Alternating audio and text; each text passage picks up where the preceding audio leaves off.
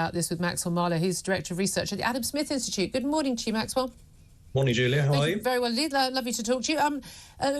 It is absolutely fascinating. We are living a lot longer. We know the average age is, certainly for women, is around 82, 83, men a little bit younger.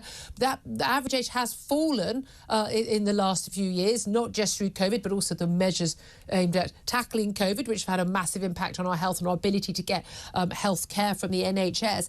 And that is having an impact on the willingness and ability of the government to raise our state pension age. But should they go ahead and raise it and tell us about it now or not? Yes, of course. I mean, we have a productivity problem. We have old people who really could be back in the workplace who aren't. We have to remember, of course, the state pension is a ginormous Ponzi scheme. Let's not forget that for a moment here. There is no special bucket where your payments go to, for your entire life, and then suddenly they just reappear. Everyone in the workforce has to pay for what comes out, to the point where, and I've written the statistic down in my little red book here, the state pension entitlement is 224% of GDP, which is £4.8 trillion. That money's got to come from somewhere, and it should really, and it is coming from people in the workforce. And all the people who are about to claim the pension, they really do need to basically get back in the workforce and keep going. And that's the thing, we've had this baby boomer generation. My parents are classic of it in their late 70s, early 80s, and they were entitled to all these, the final salary pension scheme and all of this, and able to retire much earlier and get their state pension. It's going to go up and up for people of my generation, a little bit older, and certainly for younger generations. But a lot of people, as you see, they have this idea that, well, I've paid in all my life, I deserve my state pension. The vast majority of people in this country don't pay anything close enough tax in their lifetime or national insurance to remotely touch the sides of the cost of their state pension, do they? You're completely correct, Julia. And that's not including the NHS payments, which are included in national insurance, of course. Very, very expensive. The bus passes, the TV licence giveaways. The ASI produced a really big report a few months ago on intergenerational inequality. And this was one of the big problems. So, and you also have Sean Ivers in the Times writing about how it is for young people, and young people who are now trying to enter the workforce having a really hard time of it and not being able to take anything home more than their, more than the government. And that's the thing. This generational divide is huge, isn't it? I mean, we know we've had policies the last few years all about protecting people who are elderly.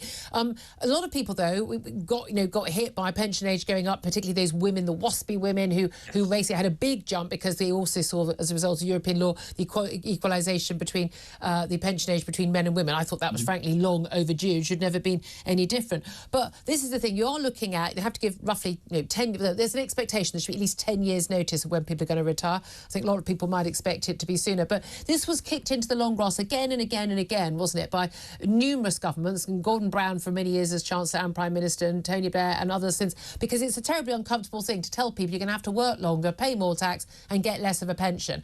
And this is the worry now ahead of a general election next year. You're going to tell a load of people in their 50s, oh, by the way, you're going to have to work a couple more years. People aren't going to like it. They're not going to like it, but tough.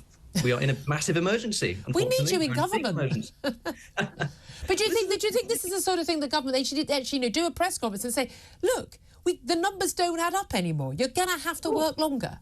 Absolutely, of course. And it's in the national interest. This is how Macron, for example, when he's trying to raise the state pension age, as you mentioned earlier, he says, I'm neither doing it for short-term polls, I'm doing it in the national interest, and I've chosen the national interest. It's really, really important because, as we can see from, the current government, and obviously governments beforehand, they're not interested in policy, they're interested in seeking office. And we are now in the massive mess, as you are right to point out every single day, Julia, on Talk TV.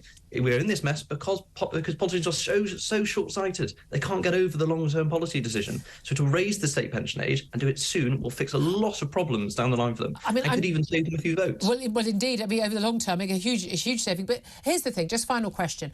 Look, I'm sitting on my bum in the studio. I'm sure my lovely audience don't want me to be still doing this at the age of 68. I'll be drummed out. There'll be, people with sabres, get out of that studio. But I would, physically be able to do it realistically. If you're working on a building site, you're a teacher standing up in front of primary school age children. If you're doing many jobs, you simply cannot be working at 68 on your feet doing physical labour. So should there be a different state pension age for different people in different jobs? No, not at all.